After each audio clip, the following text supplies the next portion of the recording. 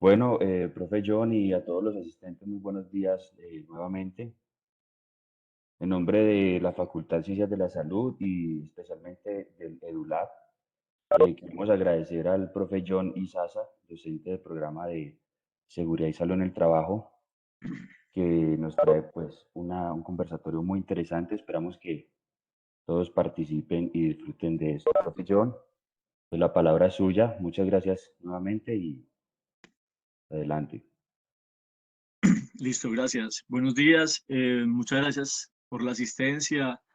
Pues veo que hay gente conectada a la que conozco, gente a la que no. Em, pues bien, otra vez también como contextualizarles la idea básica de esta invitación es que desde la Facultad de Ciencias de la Salud de la Universidad del Quindío se está realizando, lleva un tiempo realizándose una serie de propuestas para apostarle a la transformación pedagógica o transformación educativa. EduLab es eso, ¿sí? La invitación de EduLab es eh, empezar a construir procesos de diálogo y también a llevar a cabo procesos prácticos, digamos, para ir mejorando los errores que en un contexto general se tienen en el proceso educativo y pues esa es la razón que justifica mi intervención hoy, ¿sí? Y pues lo que empezaríamos hoy. Lo ideal es que esto no sea una sola conversación, esta es la primera de tres y no son conversaciones estrictamente hablando, sino que son tres procesos en los que buscamos construir algo en colectivo. Digamos que ese es el sentido fundamental. Claro que les voy a compartir datos, ¿cierto? Y les voy a compartir información con la finalidad fundamentalmente de iniciar un diálogo y una construcción colectiva de algo, ¿sí? Bien, teniendo eso como referente, entonces les voy a compartir como el marco general de la conversación, ¿sí? ¿A qué me refiero con el marco general de la conversación? Es el marco específico del tema y de la invitación. Voy a compartir pantalla y para quienes puedan ir ingresando, les voy a compartir también un enlace. Eh, esperemos a ver si esto me permite pegarlo acá. Sí. Ese enlace es de una aplicación que se llama Padlet y ese Padlet va a ser, digámoslo así, como nuestra pizarra de trabajo. ¿Sí? Eh, ya mismo se los comparto por acá. Igual si pueden ingresando, así pues digamos que puede ser de manera más interactiva el Padlet, ¿sí? Ya van a ver a qué me refiero con de manera más interactiva y esto nos va a dar la ruta de la charla ahorita, ¿sí? Chun, chun, chun, chun, chun, chun. Bien, ¿cuál es el marco de la conversación? El marco específico es un tema, es la discusión sobre la relación entre ética y epistemología. ¿A qué me refiero con la relación ética y epistemología? Pues a que nuestros procesos pedagógicos académicos, nuestras relaciones académicas pedagógicas son, digamos, fundamentalmente relaciones y procesos pedagógicos, epistémicos, perdón. Es decir, relaciones y procesos en los que uno como estudiante asiste para que alguien le ofrezca a uno herramientas epistémicas para tener mayor dominio sobre un tema en particular y nosotros los docentes pues ofrecemos esas herramientas conceptuales, procedimentales, de contenido, en fin, con esa misma finalidad. Estrictamente hablando, las relaciones académicas han sido convencionalmente relaciones epistémicas, ¿está bien? Relaciones en las que nuestra finalidad es construir una forma de conocimiento, ¿sí? Es adquirir una forma de conocimiento. Aquí hay un principio básico y es claro, no siempre las relaciones académicas son relaciones epistémicas. ¿Qué significa no siempre las relaciones académicas son relaciones epistémicas? Y es que aunque tienen la estructura de que lo son, no siempre o cuando somos estudiantes, no siempre tenemos la finalidad de asistir a clase para aprender, ¿sí? Y aunque los docentes deberían tener como finalidad siempre, ¿sí? Deben tener como finalidad siempre asistir a clase para enseñar, pues digamos que sabemos que esas condiciones no se dan regularmente. Esos dos escenarios, los escenarios en los que un estudiante va a clase y no tiene la finalidad de aprender, y y un docente va a clase y no tiene la finalidad de enseñar o ofrecer herramientas, esos dos escenarios los vamos a dejar por fuera de nuestra consideración. Digamos que no nos interesan del todo. ¿En qué medida no nos interesan del todo? Pues porque son escenarios, primero, no honestos, digamos, por parte del profesor, y que son productos de un fenómeno social muy distinto por parte de los estudiantes. Es decir, alguien que se inscribe como estudiante, que asiste como estudiante a una sesión o a una carrera, estudia 5 años, 2 años, 3, qué sé yo, pero su finalidad no es aprender, es muy posible que las razones sean muchísimas, ¿sí? O sea, no, ese fenómeno no se explica por una sola forma, ¿está bien? Es posible que sea alguien pobre, que a quien le dijeron que con un título universitario podría acceder a una carrera, perdón, a una posibilidad laboral. Entonces, la desigualdad social, por ejemplo, es una fuente muy común de estudiantes universitarios, ¿sí? ¿A qué me refiero con que la desigualdad social es una fuente muy común de estudiantes universitarios? A que es muy común que esa la necesidad económica, la necesidad de trazarse un proyecto de vida, la idea que nos vendieron de que con un título universitario puedes conseguir ese proyecto de vida, sí, eso está unido. Entonces, vos eres pobre, tienes condiciones desiguales sociales, necesitas herramientas y te dicen o se riega el rumor o nos promueven la idea de que con un título universitario tú puedes conseguir tu proyecto de vida, puedes ser alguien en la vida. Entonces, tú estudias, ¿sí? Pero no bajo la idea de que sería brutal aprender toda la carga conceptual que necesitas para X o Y disciplina, sino bajo la idea de que necesitas que tu vida tenga un rumbo y deseas conseguir los objetivos que te trazaste, un chalet, una camioneta, viajar por el mundo, tomarse fotos en París o simplemente comprarse una casita e irse para el campo a vivir. Te dijeron que eso se puede conseguir con un título universitario. Así que ingresas para tener ese título universitario. No ingresas para aprender. Aprender es lo que sucede, ¿sí? En la medida en que buscas que suceda otra cosa.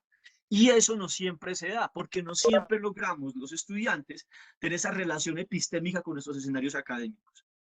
Lo que estoy diciendo es que este fenómeno, el fenómeno del estudiante que ingresa no con fines epistémicos, no con fines académicos, y el otro fenómeno, el fenómeno del profesor o la profesora que no tiene como finalidad enseñar, que enseñar es algo por lo que le pagan, como cualquier otra cosa por la que le pagan. Y daría clases así como haría una cosa completamente diferente, qué sé yo, daría clases así como escribiría o daría clases así como daría órdenes por un teléfono. Ese profesor o esa profesora que está en ese puesto, que le están pagando por asistir a clases, pero que no tiene una disposición epistémica, pues también tiene ese fenómeno, también tiene muchas variables para ser explicado. También puede ser la desigualdad económica. También puede ser que es alguien que no tiene herramientas pedagógicas ni finalidades pedagógicas, pero necesita dinero, tiene hijos, tiene hijas, se graduó, fue uno de esos estudiantes a los que le prometieron que tener un título universitario le iba a construir, permitir construir un plan de vida digno, un proyecto de vida digno, pero no fue capaz de conseguirlo precisamente porque tal vez la idea de que un título universitario nos lleva a un estilo de vida digno, un proyecto de vida digno, es una trampa, ¿sí?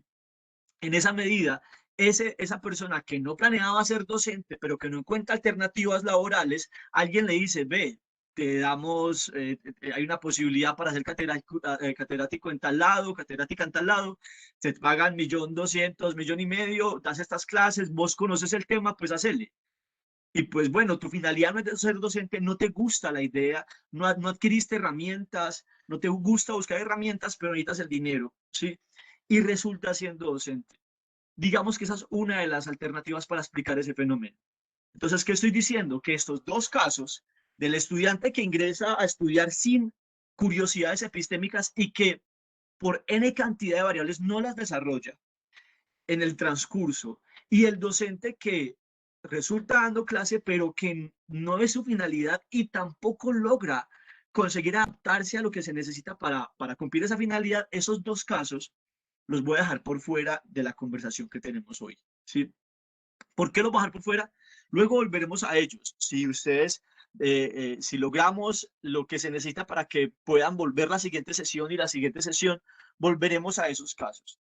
Pero por ahora no. Entonces, vamos a quedarnos en el campo en el que, digámoslo así, hay una franca pelea epistémica, ¿cierto? El profesor, la profesora desea enseñar y el estudiante desea aprender. ¿Sí? Bien. Ese es el marco. Y el marco es qué pasa en las relaciones epistémicas frente a la posibilidad de construir una epistemología. ¿Qué significa esto? Permítanme un momento, por favor.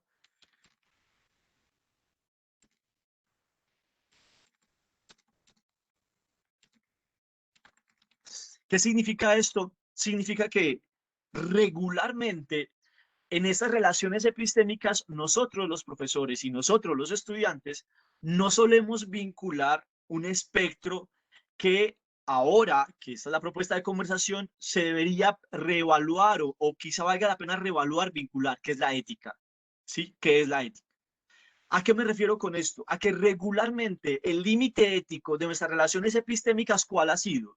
El profesor respeta al estudiante, el estudiante respeta al profesor. La profesora no puede insultar al estudiante o la profesora no puede maltratar al estudiante y la estudiante no puede maltratar a la profesora o al profesor. Seguramente un poquito más de variables que ustedes me dirán como que no, pero es que yo también puedo identificar que hay otras circunstancias, digamos, éticas en nuestras relaciones pedagógicas, ¿sí? Entonces, claro que hay muchas más variables éticas en nuestras relaciones pedagógicas. Obviamente, las que estamos obligados por constitución, el respeto a la identidad, ¿cierto? El respeto a la diferencia, las obligadas por constitución, las obligadas por código penal y de policía, en fin. Pero estrictamente hablando, esas características no tienen o no se nos presentan como muchas variables adicionales en el ejercicio pedagógico. Me explico. Cumplir la Constitución, cumplir el Código Penal, cumplir el Código de Policía, son exigencias de las relaciones pedagógicas, académicas, pero son exigencias también de cualquier tipo de relación. O sea, estoy tomando cerveza con un grupo de amigos o amigas, yo tengo exigencia de respeto de la identidad, de respeto a la diferencia, ¿sí? Yo tengo que respetar a la otra persona, tengo que imponer mi poder, no tengo derecho a pegarle, ¿cierto? En fin, a lo que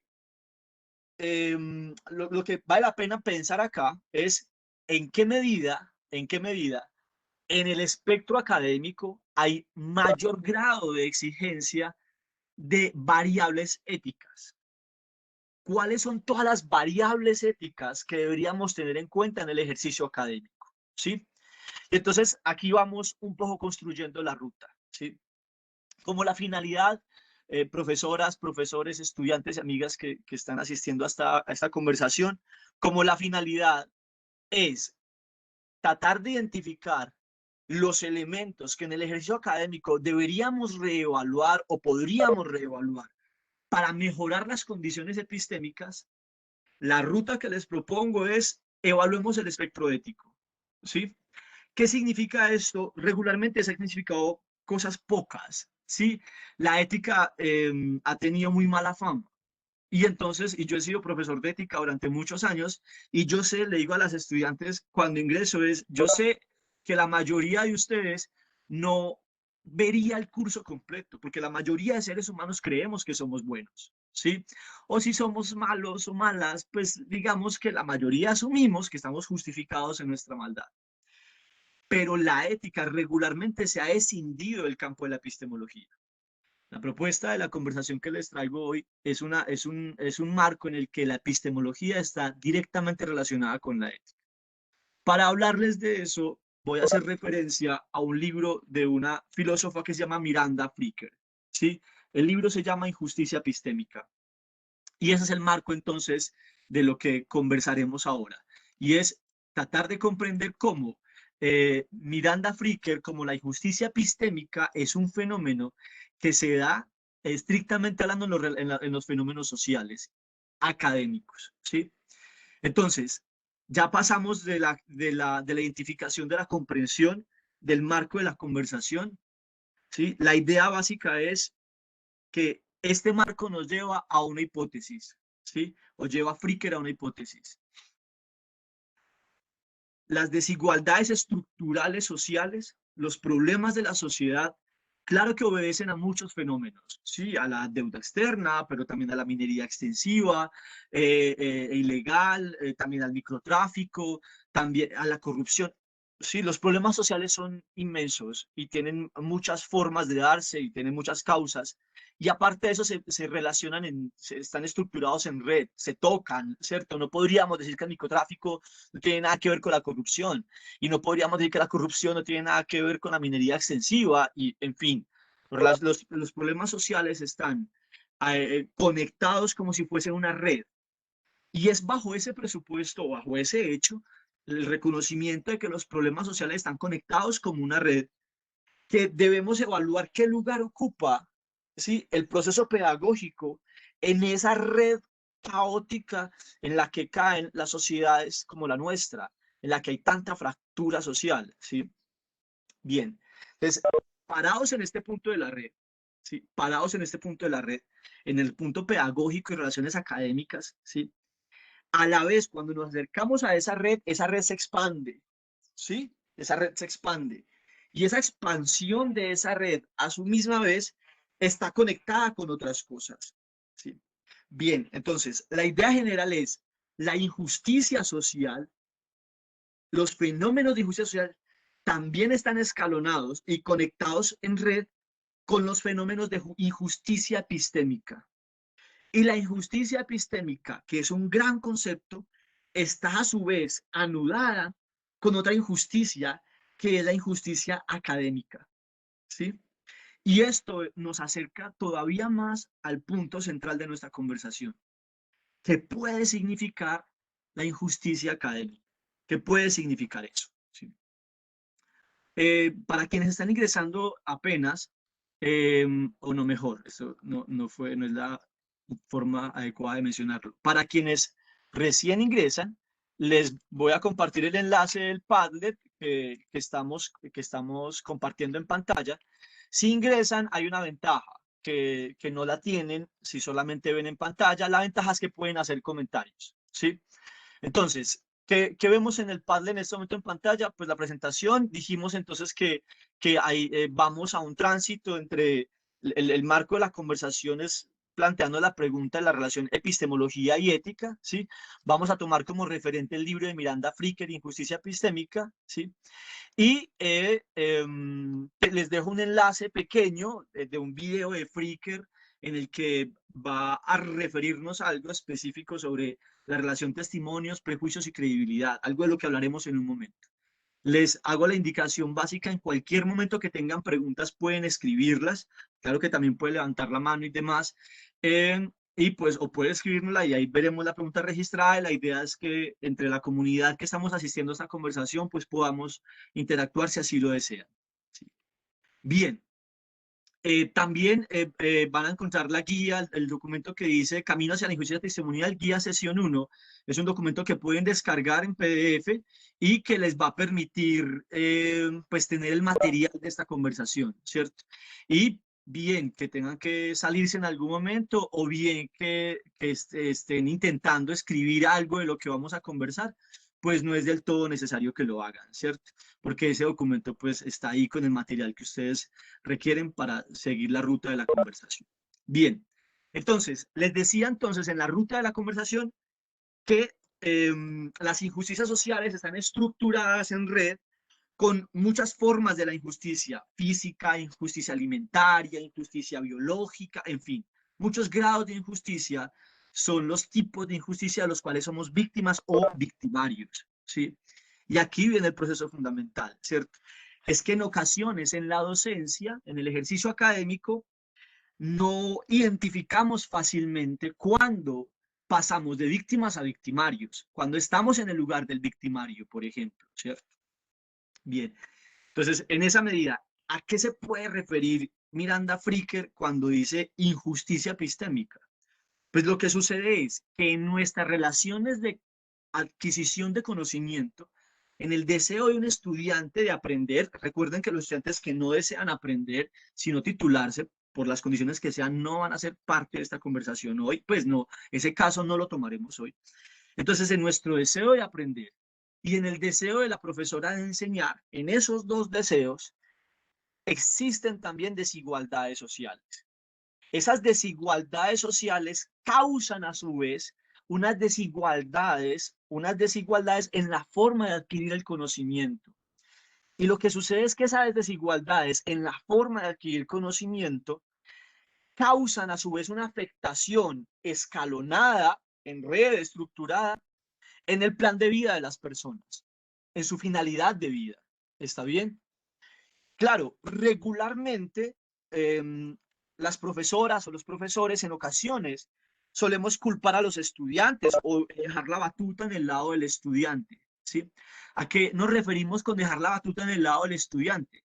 Pues que solemos indicarle al estudiante que si usted no presta atención es por culpa suya, que usted podría participar, que un estudiante que llegue a octavo o noveno semestre y no haya ido a congresos de medicina o a congresos de historia o a congresos a prepararse, que no haya buscado cursos para hacer cursos gratis online, que no se haya regalado laboralmente, digámoslo así, o prestado como voluntaria, como voluntario en alguna organización, y es un estudiante que se gradúa sin toda esa experiencia, pues es culpa del estudiante, o en fin, o que un estudiante que podría participar y no participa, no lo hace porque no quiere. Recuerden que estamos hablando de los estudiantes que quieren aprender.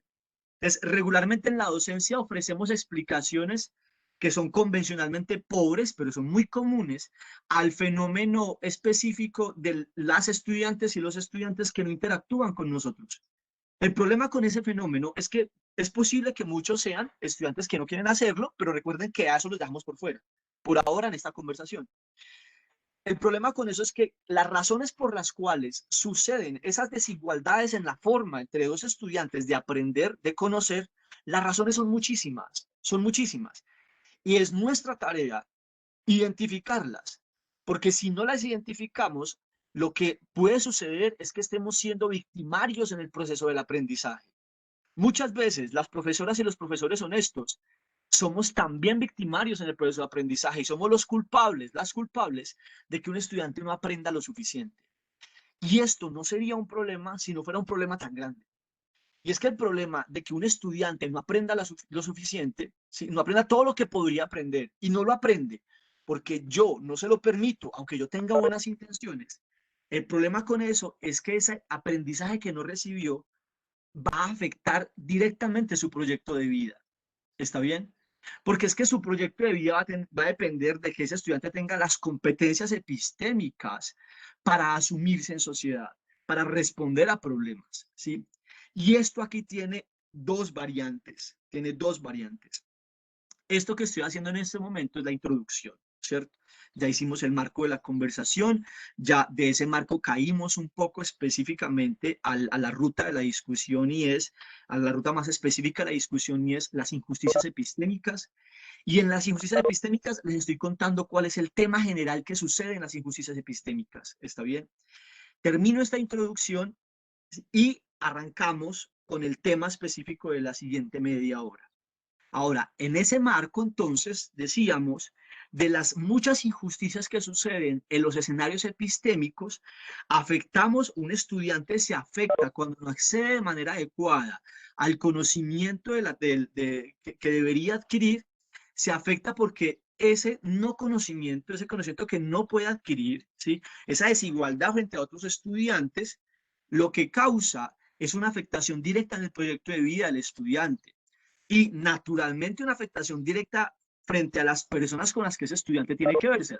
Si el estudiante es un estudiante de medicina, por ejemplo, y tiene en efecto accede a un trabajo, ahora ese estudiante, las desigualdades epistémicas que tiene con respecto a otro pueden afectar claramente, directamente a las personas que son atendidas por ese estudiante.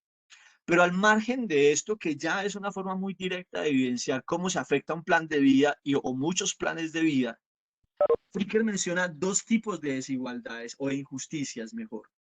La desigualdad epistémica genera dos tipos de injusticias: injusticia hermenéutica e injusticia testimonial. ¿Sí? ¿Qué es la injusticia hermenéutica? Es a causa de esa desigualdad, yo tengo menos posibilidad de interpretar mi realidad y mi contexto, ¿sí? ¿Y qué es la injusticia testimonial? A causa de esa desigualdad, yo tengo menos posibilidades de ser testigo de conocimiento. Y esta es la ruta de la conversación de hoy. La sesión de hoy se llama El camino a la injusticia testimonial, ¿sí?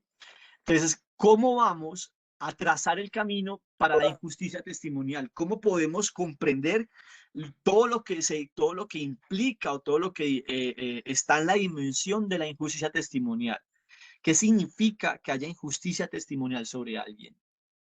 Bien, hay injusticia testimonial sobre alguien cuando esa persona no es tomada, la voz de esa persona no es tomada como una voz válida en términos epistémicos, ¿sí? Cuando la voz de una persona no es tomada como una voz válida en términos epistémicos, decimos que hay injusticia testimonial. Y eso es muy común en el escenario académico, muy común, ¿sí? Y escalonémoslo en el lado profesional. Si una persona no tiene una maestría o un doctorado, es muy posible que su testimonio, ¿sí? Que su palabra, que el valor que tiene como un dialogante epistémico sea tomado a menos. Pero llevémoslo en el campo más, digamos, lo elemental de las relaciones docente-estudiante o las relaciones estudiante-estudiante.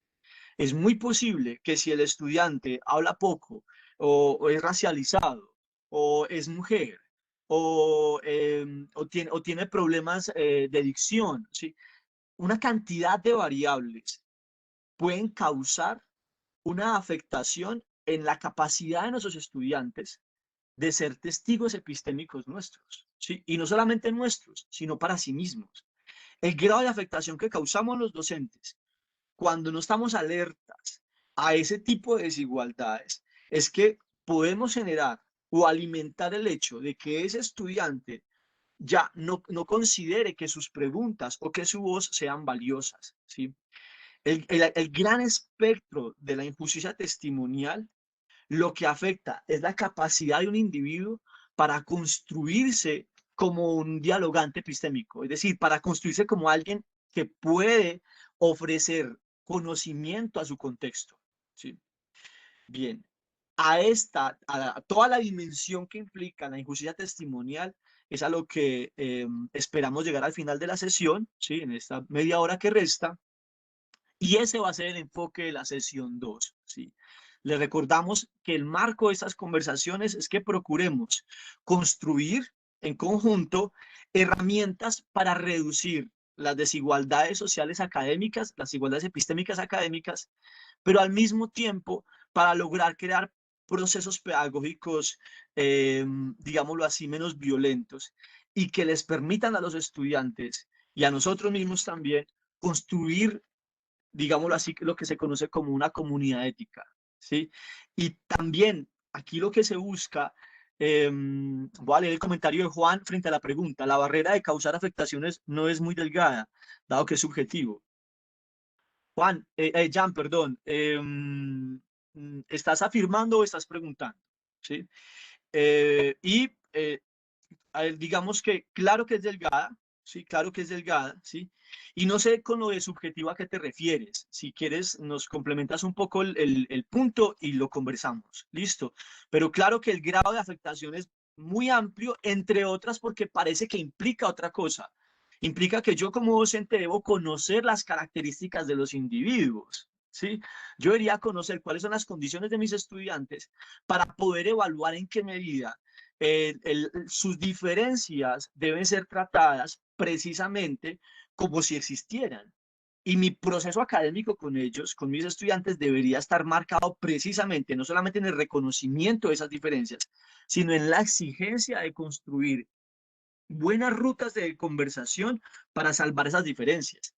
Eso se hace muy difícil en la educación virtual, por ejemplo, en la que sí parece que necesitamos muchas estrategias para conocer a los estudiantes con los que estamos hablando. La forma en que una parte de los docentes y de las docentes han llevado o hemos llevado la educación virtual es bien problemática porque parece que estuviera traducida a educación de contenidos, a vaciar contenidos. Y esa no es definitivamente la finalidad. De hecho, esta misma aplicación, Padlet, me la enseñó el profe Santiago y él me decía, miren, yo por medio de esta aplicación conozco más a mis estudiantes. Conocer, escuchar a los estudiantes, identificarlos, nos puede permitir comprender sus variaciones. Uno de los fenómenos bien importantes de lo que dice Fricker es que las relaciones pedagógicas deben ser situadas e individualizadas, ¿sí? Si cada estudiante tiene situaciones y condiciones diferentes e individualizarlo nos debería permitir precisamente identificar esas diferencias, ¿sí? Bien, vamos a tomar entonces un caso central de arranque, ¿sí? El caso central es plantearnos para poder marcar la ruta para comprender este fenómeno de la injusticia testimonial. El caso central es plantearnos a una profesora que tiene la capacidad de calificar un trabajo final de un estudiante, ¿sí? Entonces, una profesora tiene la capacidad de calificar un trabajo final de un estudiante. Digamos que ese trabajo de ese estudiante de octavo semestre y que es un trabajo por una materia y ese trabajo no es habilitable. ¿Listo? Una primera pregunta es, creo que voy a pasar del orden de la pregunta acá. Una primera pregunta que podríamos hacernos es si esa capacidad de la profesora le confiere algún tipo de poder, ¿sí? Y la pregunta es, ese tipo de poder, ¿qué poder es? ¿Sí? Me gustaría saber si a ustedes se les ocurre la capacidad que una persona tiene, la capacidad que una persona tiene, una profesora tiene de calificar a un estudiante, confiere algún tipo de poder, ¿sí? ¿Y qué poder es? ¿Qué se les ocurre a ustedes? ¿Qué tipo de poder puede hacer el poder que tiene una profesora al calificar a un estudiante? Bueno, yo quisiera intervenir, Johnny, es que Claro, Mónica. en ese ejemplo que pones, la parte de la evaluación se da en todos los ámbitos. Yo soy profe de secundaria y el poder, bueno, tiene que ver mucho con todo lo que estamos conversando y es la ética del docente, porque en el momento de la evaluación yo puedo incluso eh, como tener una revancha hacia el estudiante, una revancha de mi relación con él, de lo que hizo o no hizo en la clase, de cómo se comportó, que había una pregunta de un asistente que decía que la subjetividad va ahí mucho en la parte de la validez del testimonio, y es porque a veces mis propios prejuicios como docentes están inmersos en el aula. Entonces, si a mí no me cae bien o pienso que está mal tener una orientación sexual distinta, entonces en el momento de la evaluación yo ejerzo mi poder y digo, no, esa persona no merece pasar, no merece ser profesional. Si yo no sé trabajar los indígenas, entonces también ejerzo ahí un poder.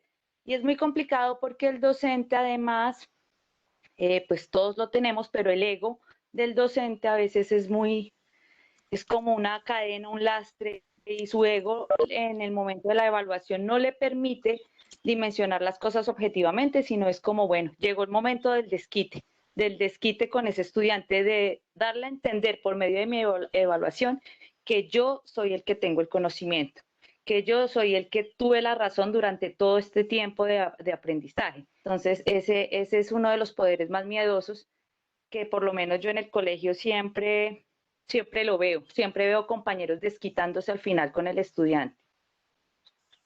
Listo. Perfecto, Mónica, muchas gracias. Y cuando digo perfecto, es que para allá vamos. El asunto, uno de los asuntos con los que esto se va a relacionar y que creo que tiene todo, o sea, que es una gran gama de discusión, que espero que nos genere una gran gama de discusión, es el asunto de cómo nuestros estereotipos, heurísticos, prejuicios, sesgos, falacias, vicios racionales, cómo todo esto estructura el grado de desigualdad de las relaciones epistémicas y causa injusticias, ¿sí? Y cómo todo esto causa injusticias. Anoté tu respuesta en el Padlet. Una vez más, este Padlet ustedes pueden acceder a él cuando quieran con el enlace, lo pueden descargar también, así que si en caso de que esto les sirva como guía o como herramienta, pues es de ustedes, ¿sí? Entonces, en la medida en que ustedes participan, voy anotando también para que quede registrado el fenómeno de la participación. Gracias, Mónica. ¿Alguien tiene algo más? Hola, profe, ¿me escucha? Sí, señor.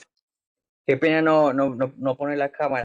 Tranquilo, Andrés. Yo creo que lo que acaba de mencionar la compañera es muy frecuente, desafortunado, pero creo que entraría en el caso del docente que no tiene intención de enseñar. O sea, una persona que quiere tomar revancha hacia un estudiante hace parte de esos profesores que no son honestos, digamos, en el ejercicio docente. Así que como poderes, yo creo que hay poderes, entre comillas, buenos, ¿no? Del poder retroalimentar, de hacer consciente al estudiante de algunas carencias que puede estar teniendo, de algunos lugares que puede fortalecer, así como también pues los poderes de acabar con el autoestima de un estudiante o cosas por el estilo. Muchas Es gracias, muy Andrés. fuerte la calificación. No, con gusto. Claro. Y este punto es bacano porque no es cierto, Andrés. Tus sospechas están claramente bien fundadas, ¿sí? Y es porque sospechas que un docente, una docente con buenas intenciones no cometería este tipo de errores, ¿sí? Y es justo ese fenómeno, el que tu punto debe ser revisado o vamos a revisarlo, ¿sí? El que nos trae a esta conversación, ¿sí? ¿Por qué, Andrés? Porque si las relaciones epistémicas honestas tuvieran éxito, no estaríamos en las condiciones o no identificaríamos condiciones de fracaso, digámoslo así, en las condiciones en las que estamos, ¿sí? ¿Qué sucede, Andrés? Que precisamente la trampa en nuestras relaciones sociales es que generamos fenómenos de injusticia de dos tipos, de manera consciente o de manera inconsciente, de manera intencional o de manera no intencional. Estamos aquí conversando entre personas honestas, porque es que sucede que en nuestra honestidad, esta invitación, este escenario es para docentes, ¿no? Sé que aquí también hay estudiantes y me parece brutal que, que, que haya estudiantes acá, ¿cierto? Es decir, bienvenidas y bienvenidos. Y me parece maravilloso que estén dejando un escenario cualquiera, dormir más, por entrar a una conversación sobre epistemología, ética y pedagogía.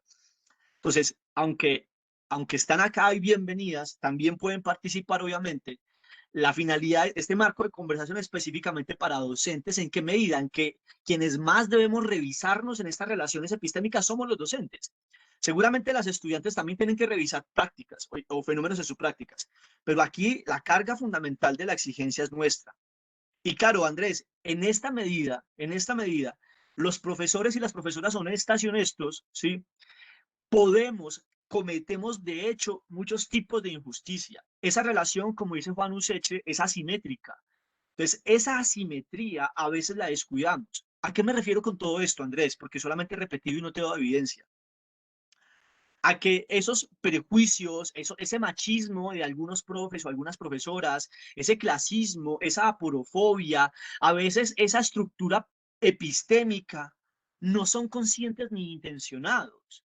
Sí, yo no quiero tratar mal a los pobres, yo no quiero tratar mal a las mujeres, yo no estoy en contra de la homosexualidad conscientemente. Hay un caso muy bacano que le sucedió a un amigo, un profe de un colegio privado de acá, es el hermano de un amigo. Entonces nos cuenta que en este colegio graban las clases y yo no conozco la expresión técnica, pero hay revisores o guías, tutores de las clases, personas que se sientan a ver tu clase, expertas en el tema, y te cuentan cuáles fueron tus fallas pedagógicas o tus aciertos, en fin. A este profesor, que es un ser humano muy amable y muy amoroso, tiene una hija y tiene una familia, en fin, un tipo, digámoslo así, que uno podría asumir sin muchas disfunciones sociales, ¿sí?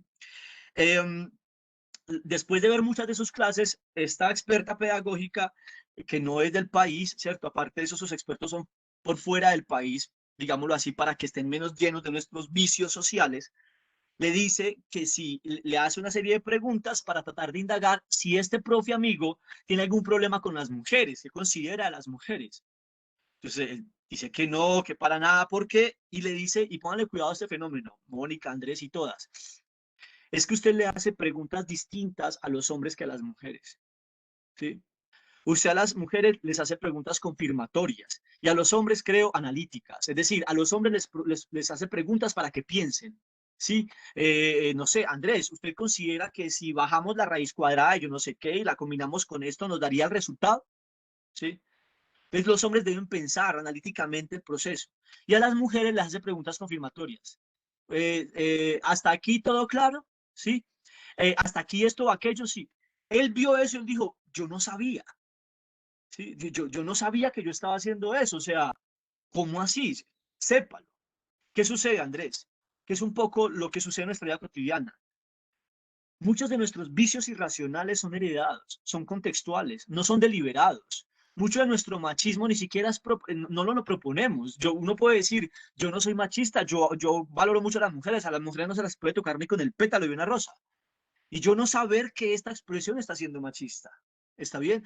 Porque creo que no lo soy. Pero aquí hay un gran espectro de conversación, ¿sí? Que es un gran espectro que desarrollaremos en otra sesión y es el imperio que creemos que tiene la racionalidad de nuestras conversaciones cotidianas no es tal, no es tal. En la mayoría de nuestros fenómenos sociales no somos más racionales que irracionales o que arracionales. La irracionalidad y la arracionalidad realmente se llevan la batuta en nuestras decisiones diarias. Diario tomamos en promedio, dicen, 1.200 decisiones. Y esas 1.200, muy pocas de ellas, no sé cuántas, son deliberadas y sopesadas con razones suficientes, con evidencia suficiente. ¿Está bien? Entonces, claro, voy a leer en un segundo, que la idea es procurar leer todas sus participaciones. Entonces, en ese marco, Andrés, es que te digo que creo que justo esta conversación o ese tipo de problemas sí son para nosotros. Cuando digo nosotros es, asumo, las personas que estamos procurando hacer ejercicios honestos y que si están acá conectadas, las 34 personas que están, es porque tienen deseos honestos de mejorar sus procesos de aprendizaje, identificar esos errores. Y ahí está la trampa. La irracionalidad es el aire que respiramos, ¿sí? Somos constantemente más viciados y viciadas a la hora de tomar decisiones y no lo sabemos. Y nuestra lectura de la realidad también es una lectura viciada de la realidad, una vez más, no intencionada. Y aquí está el marco que debería alarmarnos y decir, bueno, y entonces si no es racional y si no es intencional, ¿yo cómo me doy cuenta? Estas 3 sesiones tienen la finalidad de trazar ese camino. Ana dice, como muchos programas infantiles para niños, conceptos de ciencia y tecnología para niñas, príncipes y maquillaje. Claro, lo que dice Ana es, claro, es que miren que con muy buenas intenciones seguimos extendiendo estereotipos, ¿sí? Estereotipos de género, por ejemplo, prejuicios y estereotipos de género. La idea de que los hombres tienen ciertas características, no más en la vida cotidiana, ¿cierto? En la vida cotidiana tenemos N cantidad, los hombres tienen un color, en fin. No solamente tocando el tema de los problemas de género, tenemos todo un universo de discusión, pero no solamente nos quedemos allí, bueno, y llevémoslo a la vida académica. ¿Cómo pueden interactuar los estereotipos de género en la vida académica? ¿Sí? ¿Cómo los prejuicios de género y los estereotipos de género afectan las relaciones epistémicas? Pero esta no lo voy a tocar todavía porque eso hace parte del desarrollo. Bien, si tienen alguna otra pregunta o alguna otra hipótesis acerca del uso del poder que la... Sí, señora, dale. Yo quería complementarle a Andrés que, mira, por ejemplo, digamos, yo trato de ser una profe, así como dice John, de dejar a un lado la injusticia cuando evalúo. Pero la verdad también nos hemos planteado con los compañeros qué evalúo y cómo lo evalúo. Es decir, también ahí hay una relación de poder en lo que yo quiero que aprenda ese estudiante, porque yo creo que eso es lo bueno, lo que yo aprendí, en lo que yo creo. Entonces, por ejemplo, hace mucho tiempo estaban en elecciones Duque y Petro, y entonces yo los puse a que los chicos buscaran las campañas de cada uno. Me sorprendí cuando mi grupo ninguno quería exponer sobre Petro, porque yo de izquierda, entonces me empezó a dar como una rabia y mi subjetividad entró ahí. Yo decía, pero ¿cómo así? Estos chicos en estas condiciones y todos quieren exponerlo de Duque. Pero entonces ahí como docente pues mal haría yo y podría ejercer mi poder en decir, no vamos a exponer sobre Duque, sino sobre Petro, porque la izquierda es esto y esto. No, tengo que tener una objetividad cuando evalúo y cuando también doy los conocimientos, porque a veces eso me sesga. y entonces soy yo la que determino qué debe aprender el chico y qué no. Entonces, no es que yo no quiera que ellos aprendan, pero sí tengo unos sesgos muy complejos que hay que analizar cada paso. Y cuando yo voy a evaluar también, tratar de dejar la subjetividad a un lado, que es muy difícil. Otra cosa que me pasaba es que como trabajadora social, yo medio adopto a los chicos muy complejos, con unas problemáticas muy difíciles. Entonces, el chico consumidor, el chico con el hogar disfuncional, eso se vuelven más o menos los consentidos de la profe Moni. Y mis compañeros me hacían caer en cuenta y me decían, Mónica, no, porque el chico que no tiene esas problemáticas también se siente excluido porque la profe pasa más tiempo con estos chicos, les dedica más atención, no sé qué, y los otros, ¿qué pasa? Entonces, eso es, pues este tema es súper interesante, a mí me gusta mucho porque realmente es verse en un ejercicio cotidiano y de mucho análisis y de hacer muchos pares en el camino para no cometer injusticias, que se cometen muchas, claro. Muy chévere, muchas gracias. Tocaste otro tema que lo voy a dejar aquí como pregunta 2, ¿sí? Y es si es posible dejar la subjetividad a un lado, ¿sí? O sea, porque claro, parece es que esa es la solución, ¿cierto? Pues uno podría decir, ah, bueno, si son nuestros prejuicios, estereotipos, sesgos, vicios, los que también causan un incremento de la desigualdad social, específicamente la desigualdad epistémica y los que marcan ciertos tipos de injusticia, entonces, pues, dejemos a un lado nuestros prejuicios, sesgos, estereotipos y vicios racionales, es decir, lo que constituye nuestra subjetividad. Dejémoslo a un lado en el proceso pedagógico. Y pues parece que esa es la respuesta, ¿cierto? Pues, o parte de la respuesta. Y la pregunta es si eso es posible, ¿cierto? Y si es posible, ¿cómo puede ser posible eso? ¿Sí? Vamos a trazar el camino. Esta conversación, claro, es precisamente por lo que dice Juan Useche, y es, somos seres subjetivos y eso es un reto. Y una vez más, lo que quiero que conversemos, y ya sería la siguiente sesión también, es si hay, o sea, yo me puedo trazar un reto. Yo, Johnny Sasa, dentro de un mes mi reto será aprender a volar, ¿cierto? Y pues parece que hay ciertos retos que no son sensatos. Y mi pregunta es si el reto de eliminar, de renunciar a la subjetividad, es un reto sensato, es decir, si es un reto posible, ¿está bien? Para trazar ese camino voy a iniciar, porque no nos quedan muchos minutos de esta conversación, son conversaciones cortas, un poco fugaces, ¿sí? Que tienen la finalidad de que en una hora de conversación en comunidad, o sea, de conversar y compartir en una hora, nos vayamos con algunas dudas y algunas herramientas, ¿sí? Voy a iniciar con la guía sobre el poder, a contarles algunas ideas generales, ¿sí? Una vez más, la guía queda en su poder, ¿cierto? Queda para ustedes. Está en el Padlet, en el donde dice guía tales. Ahí pueden descargarla. Y pues bueno, ¿cuál es el asunto del poder? ¿Sí? O el poder académico. Partimos de una definición básica y es, el poder es, en términos sintéticos, la capacidad que tenemos como el poder social, ¿no? Entonces, hablamos de poder, el poder social, porque las estructuras de las que estamos hablando son las relaciones sociales.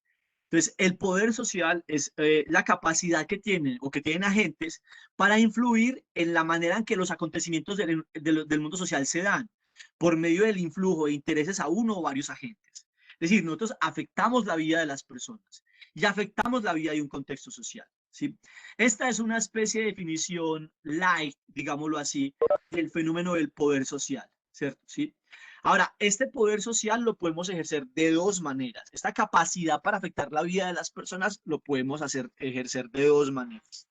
En la vida académica, simplemente se me ocurre un ejemplo, seguir con el ejemplo, perdón, planteado. La forma activa en que la profesora puede afectar la vida de un estudiante, ¿sí? La de ejecutar su capacidad de afectar la vida de un estudiante, la forma activa, ¿cuál es? Ofreciendo una calificación. Ojo, el ejercicio del poder no es ni a favor ni en contra. Puede ser beneficioso, afectar la vida beneficiosamente de una persona o afectarla perjudicialmente. Cuando un estudiante le dice a uno, a mí me han llamado madres y padres, así me profe, ayúdele al muchacho, ¿cierto?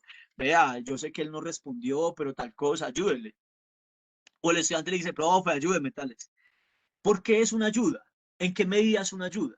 ¿Sí? Entonces, claro, uno como profe dice, no, eso no es una ayuda porque yo te afecto a ti, porque te estoy diciendo que sacaste una nota que no es. O uno puede decir, sí, es una ayuda porque así él gana la materia y así no tiene que repetir el semestre y se puede graduar y se puede ir porque lo están esperando para un trabajo y solo necesita el título. Hay que preguntarse, ¿es una ayuda en qué tipo? Más allá de esa discusión, tengo una capacidad activa de afectar algo. ¿Sí? Es mi capacidad y en alguna medida es también mi poder. Ahora, ¿en qué medida nuestro poder es pasivo? Y sobre esto, colegas y amigas y amigos que asisten, sobre esto hay unas discusiones larguísimas. En la filosofía hay muchas discusiones sobre si el poder solamente es un poder activo. Foucault decía que el poder se ejerce en lo activo, ¿sí? Pero Fricker dice, no, el poder también es pasivo. ¿Cuándo es pasivo? Cuando no se está ejecutando, pero está teniendo causas o consecuencias, mejor, ¿sí? Por ejemplo, yo soy una profesora y estoy haciendo un parcial, estoy viendo a mis estudiantes, no estoy calificando, no estoy ejecutando activamente el poder de calificar, pero con el poder de ofrecer una calificación 0, por ejemplo, el estudiante que me está viendo limita sus acciones, no hace trampa, por ejemplo, porque teme las implicaciones de la actividad de mi poder. Yo puedo ejercer activamente mi poder, calificarle 0 si lo pillo, por ejemplo. ¿Sí? Entonces, en esa medida, yo, es un ejemplo muy superficial en la forma en que el poder que ejercemos como docentes es activo y pasivo. Pero resulta que como docentes tenemos una una mayor extensión del poder pasivo, ¿sí? Es decir, la relación que el estudiante tenga conmigo puede afectar sus relaciones epistémicas por otro lado. ¿Está bien? A causa de su relación epistémica conmigo, mi estudiante puede perder la confianza en su capacidad de aprender. Y ahí yo estoy ejerciendo de manera pasiva el poder que tengo sobre él. La punición que yo ejerzo sobre él puede todavía tener un halo muy largo. El coletazo de ese cometa a que se choca con él en clase puede que no lo abandone por años o puede que no lo abandone nunca. ¿Sí? Y entonces, sí, bien. Entonces, en esa misma medida, el fenómeno general del poder y sus características son el marco de nuestro interés. Hay características varias del poder, que es diádico, que es activo y pasivo, que entre más activo hagamos el poder, más fuerte será el poder pasivo. Entre un profesor más ejerza la calificación punitiva, ¿sí? Más fuerza va a tener ese mismo docente en términos pasivos y por eso a ciertos docentes se les tiene temor, porque ha ejercido activamente su poder. Entonces, tiene poder incluso, tiene mucho poder y genera mucho temor, mucha prevención, incluso cuando no hace un uso activo de ese poder. Y por eso a muchos docentes el poder pasivo es de poca monta porque no ha hecho efectivo de manera activa su capacidad de punición y cuando podría colocar 0 o 2 o 1, coloca 3,5 y dice pila, la próxima.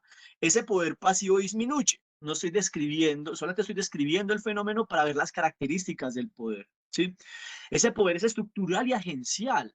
La universidad tiene poder y aquí vamos bajando, Santiago, gracias, porque esto nos permite identificar un fenómeno adicional del poder social. Voy a agregar parte de la descripción que hace Fricker del poder social, ¿sí? Y es que aquí hacemos el tránsito de nuestras capacidades y nuestros poderes, ¿sí? Lo que convierte, dice Fricker, a la capacidad de la profesora de calificar el trabajo de sus estudiantes en una cuestión de poder social es que la estudiante descubre que su profesora tiene el control sobre determinadas cosas que ella podría necesitar o desear, ¿sí? Con esta idea voy cerrando esta primera charla, ¿sí? Y es, resulta que el poder se ejerce en un marco de control, ¿sí? Profe, muchas gracias, profe Jorge. Como usted indique, por supuesto, o sea, la idea básica de este tipo de escenarios es que podamos replicarlos cuanto sea necesario y que podamos empezar a construir herramientas e identificar problemas, ¿está bien? Y ver cómo abordarlos. Entonces, cerrando un poco la idea y es, resulta que nuestro ejercicio de poder, el poder se ejerce en un marco de control, ¿sí? Yo controlo la vida de los individuos, una vez más, para bien o para mal de los individuos, ¿sí? Solo que el control y el poder son términos, ¿sí? Que precisamente tienen una carga negativa. Y aquí viene un fenómeno hermoso, y es ¿por qué la palabra poder y control tienen carga negativa? Porque han sido regularmente violentas. Gracias, profe, muchas gracias. ¿Sí? Entonces, ¿por qué el poder y el control son dos términos que suelen ser peyorativos? Porque los hemos usado para dañar, consciente o inconscientemente. ¿Está bien? Como estamos acá, estamos en el ejercicio inconsciente del poder, ¿sí? Excelente. O sea, y no solamente, María del Pilar, un mal ejercicio del poder limita las mentes brillantes, es que limita el desarrollo de cualquier vida, ¿sí? Así no sea brillante intelectualmente, así sean mentes, digámoslo así, que están incluidas en cuerpos no, con no muchas habilidades intelectuales, limita la autoestima. Esto es un tema muy largo que les invito a leer con una filósofa española que se llama Victoria Camps. Pero Victoria Camps es impresionante cuando ella muestra que el autorrespeto, la autovaloración y la autoestima son culpa del Estado. Sí, pero cuando digo el Estado es de la estructura social. Nosotros, los docentes, las docentes, hacemos parte culpable, causante de la afectación de la autoestima de nuestros estudiantes. Y al hacer parte causante, culpable de la afectación de la autoestima de los estudiantes, afectamos su confianza en construir un proyecto de vida. Y esto es afectar la dignidad humana. Lo que dice Victoria Camps es, nosotros violamos derechos constitucionales humanos al ser malos docentes, ¿sí? Y podemos ser malos docentes cuando ampliamos el espectro de desigualdad en ellos, aunque no sea nuestra intención, ¿sí? Aunque no sea nuestra finalidad, aunque intentemos ser honestos, ¿sí? Y ¿cómo sucede eso? O sea, ¿por qué pasamos de afectar derechos constitucionales? ¿Por qué pasamos de dar una mala clase? ¿Por qué pasamos de, ay, sí, yo le dije al estudiante que no hablara del paro porque es que a mí ese tema no me gusta? ¿Por qué pasamos de ahí? Porque es que mi clase se respeta, por ejemplo, ¿sí? ¿Por qué pasamos de eso? ¿O por qué pasamos de, ah, es que todos sabemos que los muchachos que viven en ciertos estatus económicos, pues, tienen menos competencia, les interesan otras cosas? ¿Por qué pasamos de ahí a violar la Constitución? Porque entre esto y la Constitución está la dignidad humana, ¿sí?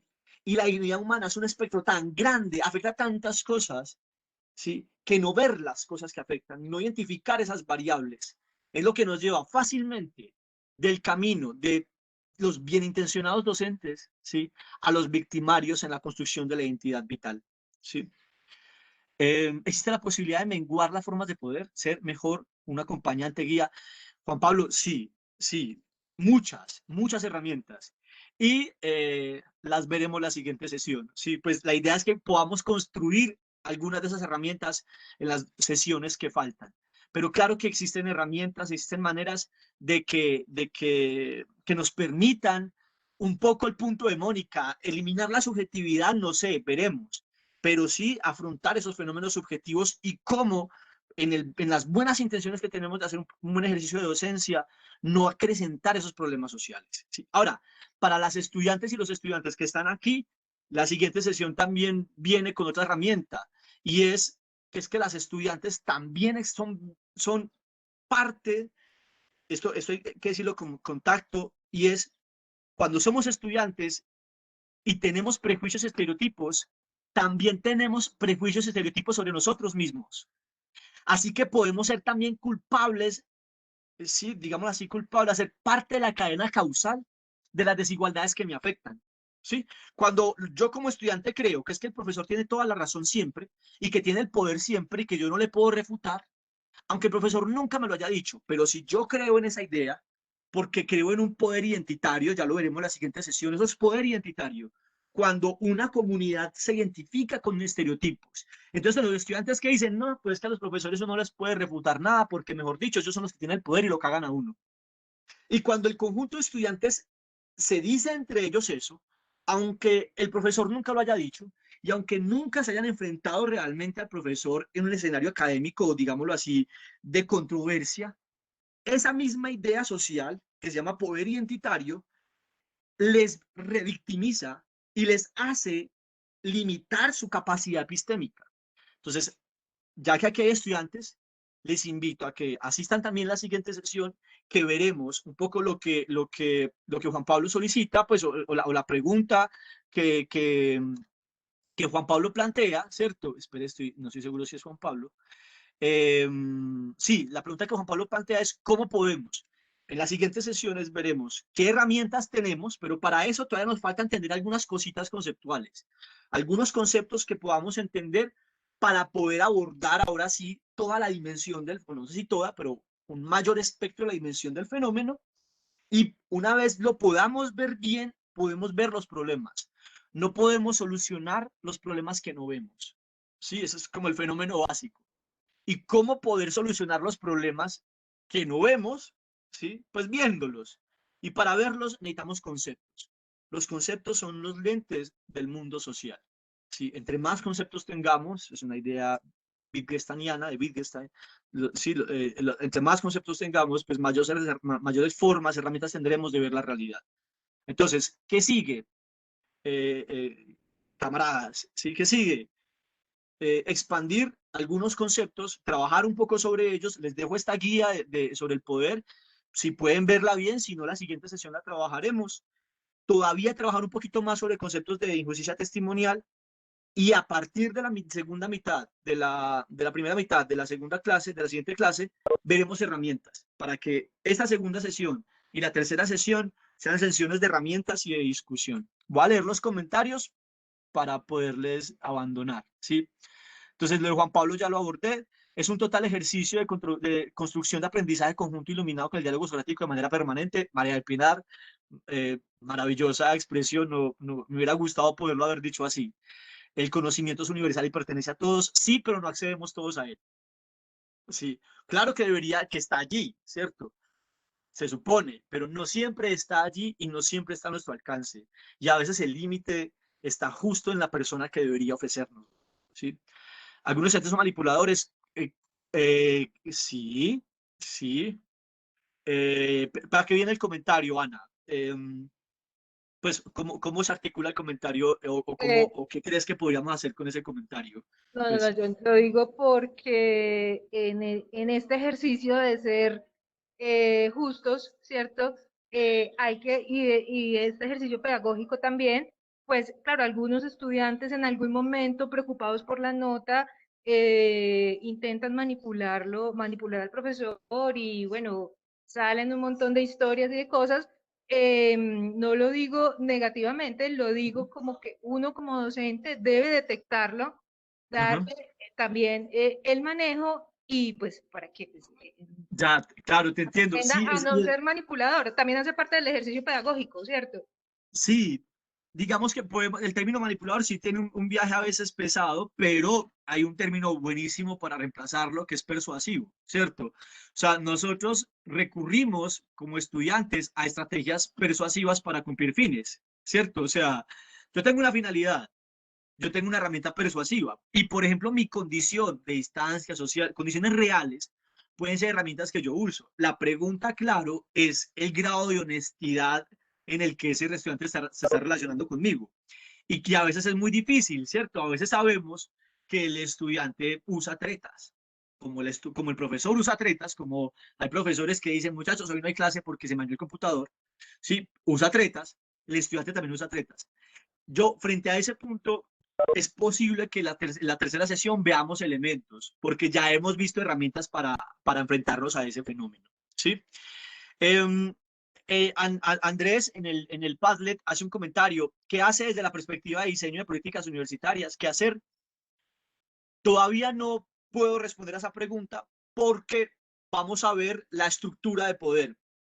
Y en la estructura de poder, el poder que la profesora tiene para calificar es solamente posible porque ella es representante de un poder estructural, ¿sí? O sea, es porque ese poder que la profesora tiene para calificar se lo concedieron en la dirección del programa. Porque en la dirección del programa su contrato pudiera implicar no calificar, por ejemplo, pero su contrato implica calificar. Y ese poder que la dirección del programa tiene para asignar ese poder a la docente depende de la facultad. Y la facultad tiene ese poder porque se lo dio la vicerrectoría. Y la vicerrectoría tiene ese poder porque salió la rectoría. Y en fin, entonces, nuestros poderes agenciales como agentes individuales de poder, esos poderes agenciales son solo posibles porque hay poderes estructurales. Y en esa misma medida la responsabilidad también es estructural, ¿cierto? Es decir, si yo cambio la forma en que yo aplico el poder agencial, pero no hay un cambio en el poder estructural, la posibilidad de impacto de mis modificaciones en el poder individual como agente es poca. Podemos hacerlo al margen de las políticas institucionales, no en contra, sino al margen de ellas. Pero la posibilidad de impacto, Andrés, es muy poca si yo no estoy específicamente alineado, y eso está en la guía, cómo el poder se alinea de manera estructural. Entonces, ¿qué hacer? Modificarlas. ¿Cómo? A la luz de las desigualdades reales. ¿Cómo las desigualdades reales deberían llevarme a construir otros procesos pedagógicos de formación? Hace poco, en una intervención de una experta, de una profesora, creo que una profesora de la universidad, una doctora, que nos estaba indicando desde Bienestar algunas herramientas, decía que es posible que para personas con discapacidad visual, por ejemplo, deberían crearse nuevos microcurrículos. O sea, imagínense por cada materia, por cada carrera y por cada materia, un currículo diseñado para personas con ciertas discapacidades o ciertas limitaciones estructurales físicas, ciertas cognitivas, en fin, ¿cierto? O sea, es decir, todas esas variaciones deberían llevarnos a crear microcurrículos diferentes, ¿sí? No estamos en esa realidad, pero es una proyección posible, ¿sí? El asunto es que tenemos que apuntarle desde el poder agencial por ahora. El poder agencial nos va a escalar el poder estructural. ¿Por qué el poder agencial escala el poder estructural? Porque si las 31 personas que estamos acá conectadas perteneciéramos al mismo programa y ya identificáramos las diferentes variables de poder que tenemos y cómo reducir la afectación negativa del uso de nuestro poder y cómo mejorar nuestras relaciones epistémicas para generar menos desigualdades, nosotras podríamos construir entonces relaciones de poder estructurales mejor armadas y podríamos en conjunto construir políticas, ¿sí? Entonces, la ruta, claro que tiene que ver mucho, Andrés, las políticas institucionales, y la ruta de inicio es lo que estamos haciendo hoy. La ruta de inicio es identificar la dimensión del poder agencial, ¿sí? Entonces, claro, me parece muy bacano el comentario de Andrés. Dice, debemos actuar como si todas las desigualdades fuesen nuestra responsabilidad, asumir hasta dónde podamos llevar nuestra responsabilidad. Claro, las desigualdades, digámoslo así, muchas no son culpa nuestra, pero identificarlas es nuestra responsabilidad y menguarlas que causamos nosotros es naturalmente nuestra obligación.